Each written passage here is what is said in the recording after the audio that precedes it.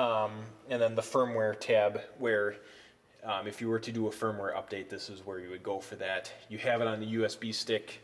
If it's plugged in and there's a update for the firmware on the stick, it'll recognize it, and then you just update and follow the prompts. All right. Up here we have the USB port there, where you already have some plugged in. Headphone jack with a volume control right here for the headphone jack. And then if you had the talkback mic, this button's the kind of, it toggles it on and off, so you can toggle or hit on, make your commentary, and you can set that up to be press and hold, or just toggle, now it's on, now it's off. The problem is that when you toggle it on, say something to someone there, set your mic back down, don't turn it off, and boy, that guitar player sucks. Someone's feelings might be hurt.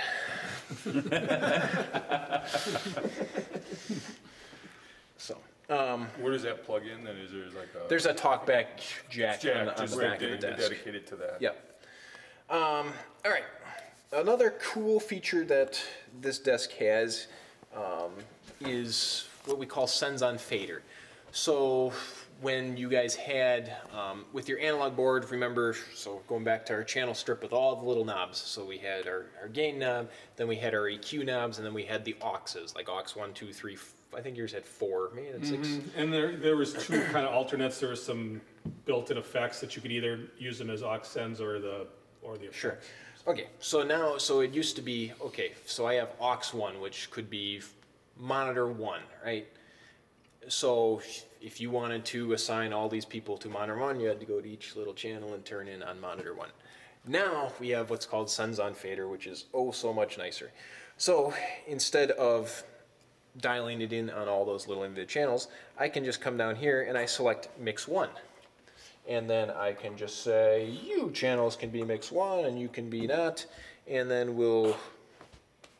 all those channels are set. I could go to mix 1 and set them that way. I could go to mix 2 and bring up different people there, mix 3 and so on and so forth. Bring everybody back down because they shouldn't be in mix 1. But it's so much quicker and easier than just going through and hitting all those stupid knobs. Same thing goes for our other mixes here. So I don't believe we're really, I can't remember what our various those are really for the band, mix 1 through 4. I mean, we could actually have 4 individual mixes. So we could have a wedge on mix 4. We could have the little hotspot on mix 3, and we could set those up independently, just like he showed there. Yeah, so I was trying to remember what we set those up as. So it's been a while. Yeah.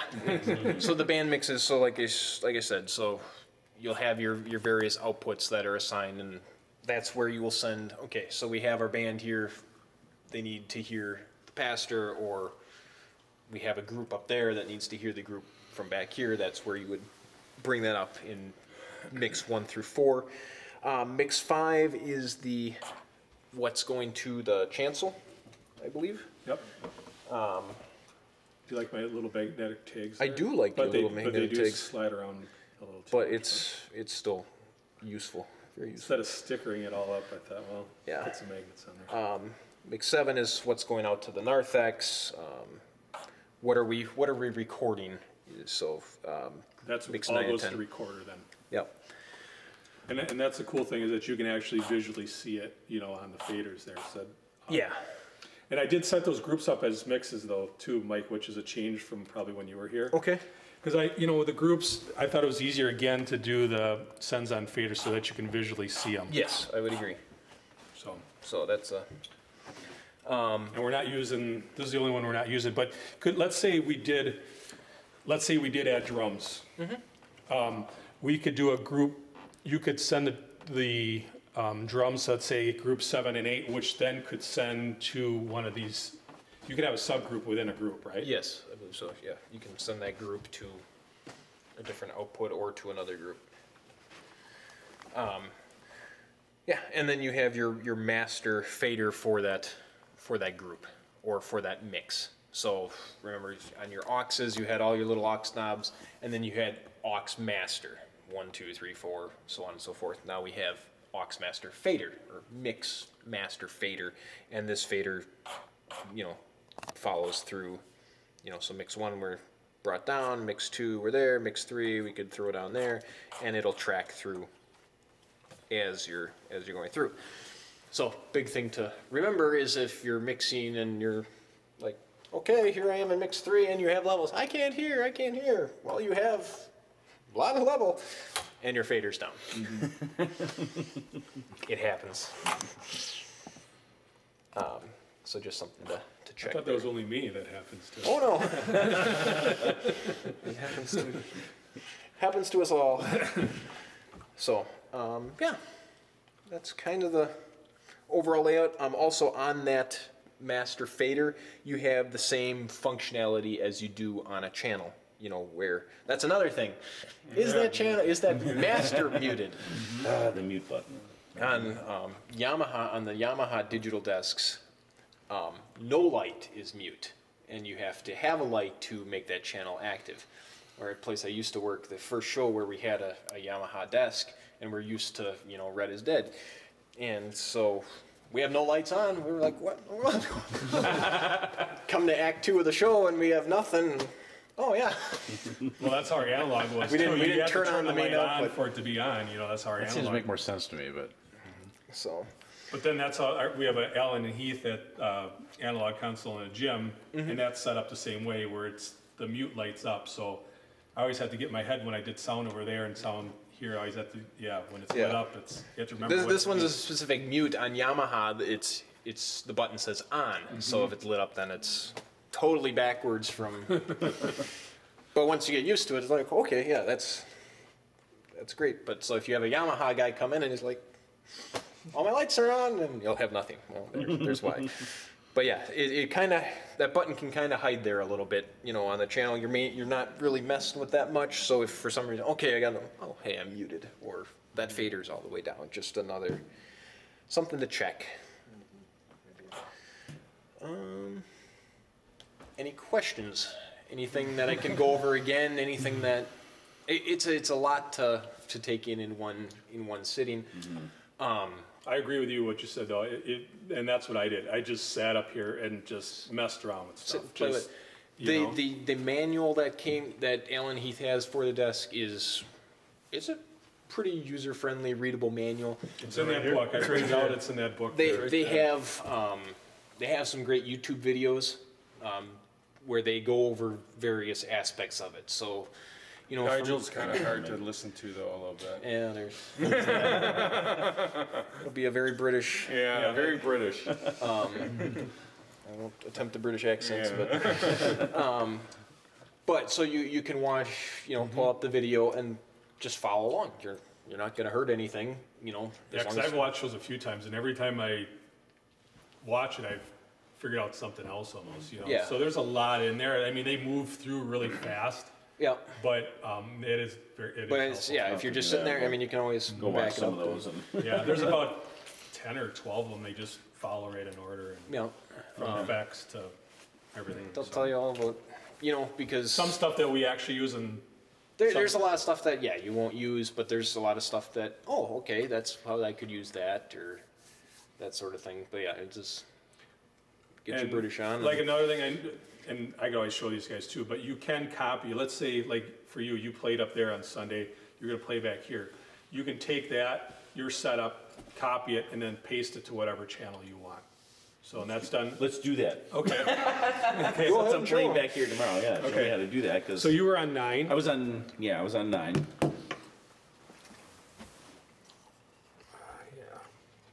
So you were on 9, so what you would do is you would actually hit copy, and then you select 9, and then we're going to paste you to, you're going to be back here, we're going to put you on. So you're starting with 17, right?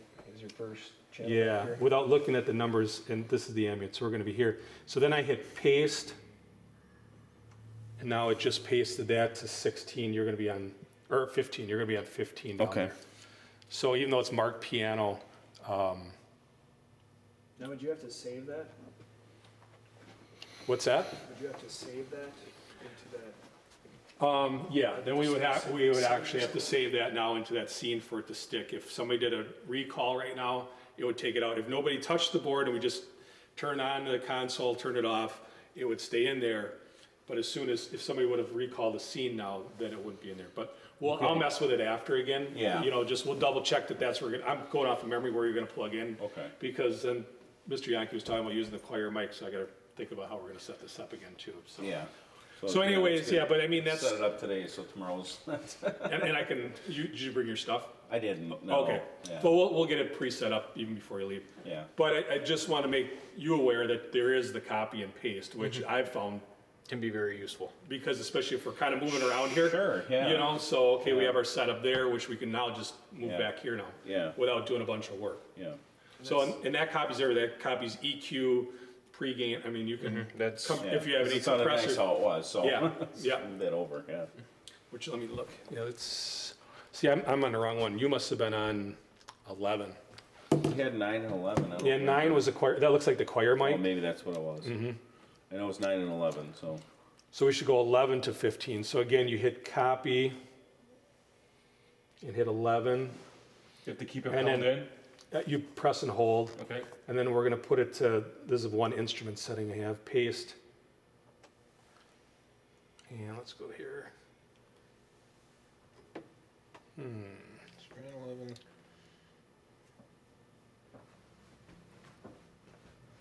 I'll have to look at that again. Are you- Did I not do it Are right? you in worship and band setting, scene?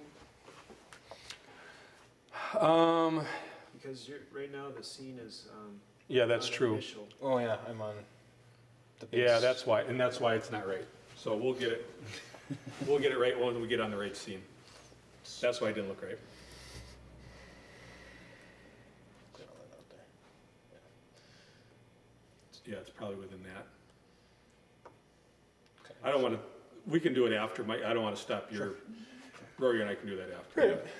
But yeah, so it's kind of the general overview. Any other questions or anything, or you know? So I mean, as you go through, like I said, watch the videos, look at the manuals and stuff. Yeah. Just play with Take it. some time playing with it. But Yep. if you have questions, give me a call, shoot me an email. Happy to help however we can. And Yeah, you've been really helpful, Mike. Yeah, yeah, you've always been with the emails and stuff real good, so. Do we have the quick reset? Did you know that, or like if everything seems like it's wrong in the middle of a service? I think you had asked about that, right? Is there a way to quickly Oh, reset? to reset the, Is that just well, a you were, recall? I think you were talking about recalling if you wanted to start Like the, over. like the, yeah. the EQ. Take the, you know, if I'm messing with the EQ and I wanna take it back to, Is that just recall the whole? or, yeah. There's a reset button.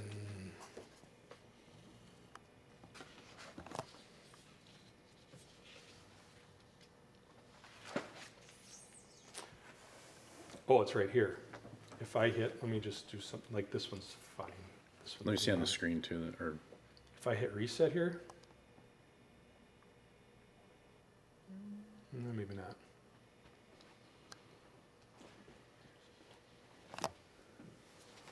think figure it out. I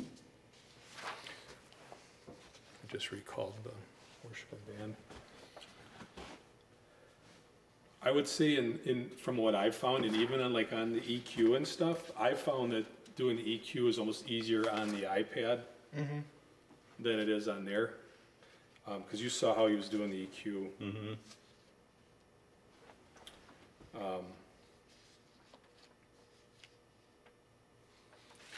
And for the software, if you do get the manual, if you're gonna read the manual, it'd be the QU-32, and we're on the 1.8, whatever the latest version, because the manuals are different if you don't get the latest one. Okay. Because the mixes, I think, are a little bit different, that's what I saw. And that should be the latest manual.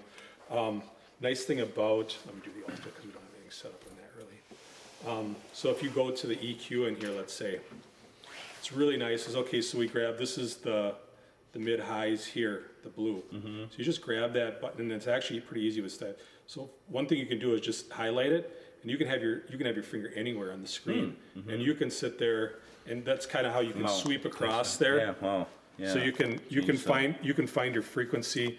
You can change the width right here, so if you want it really narrow, and you can you can just sweep that, or you can go here. Yeah, oh, nice. And I found it pretty nice with the compressor, same thing, the threshold. So, okay, we highlighted the blue, which is the threshold. You can't really see that, I just know it from memory. But you can kind of just start dragging that down, oops, until you hear it. So you can kind of just sit there and listen as they're singing and kind of, oh, that sounds pretty good right there. So I found that to be pretty nice on there. To answer your question. Okay, So, here, let's screw up an EQ and make it sound really terrible. Reset and the function. Yeah, that's what they reset, yeah. okay. All right, At the good. same time, was it, or? Yeah, so Hold the reset press down and and then hold, hit the, hit whatever. I wonder if you can just touch that section. So you could reset the compressor, like if you hit reset and then the compressor, it would Or reset just the tap. compressor. right Tap on the that screen, particular area. okay. Yep. So whatever individual item, right? So you could reset compressor, reset gate, you can do all that, I think, right? Yep. I can't see, are you clicking the screen, or? So I'm hitting the reset and that particular area of the Oh, okay, screen. on the screen, okay. And it'll take it back to default. Knew there was a way. Pretty nice, huh? Yeah. Cool. Yeah, I think again, I'm sure there's gonna be some stuff that pops up. I think got a pretty good handle on, Awesome. we got you a new mic for now. Oh, yeah? You're gonna try well, just because that's what they had right now, but you're gonna try a Shure mic. Okay. A It's a little pack bit- or? No, the whole, Just the- a new mic part. element. Okay, So It's not the nice curly Q thing you've been used to, but, okay. Yeah, it doesn't matter. and we got Pastor Hedrick. He's got the new element. So if you really want that element and you want to switch and use that element, you can take it off of Pastor Hedrick. 'Cause we have two working mics now. Okay. He brought one Audix like he had before. We put that on Pastor Hedrick's. We gave you the Shure just to try, just to see if you notice any difference too on the. We were on the, Your In the mic, front. and we noticed some abnormalities with, it was kind of not quite Yeah, right. it was and weird. too- That pinging noise and stuff with your old mic, Mike could hear it too. The Yeah. The echo type thing? yeah. yeah, you Zing could, kind of. that zing, yeah. It was very odd. And especially when he was What's wearing, this one? what's that? This is Pastor Hedrick's old one? That's your old one. That's your old one that he's gonna take back, Yeah. send back. He's taking both of them back. The earpieces, or the cable. Yeah. The whole setup. The So we other have one's over there. two complete new setups from the pack Okay, forward. okay. So we, You're on a different brand. Pastor Hedrick's still on the same brand mic. okay.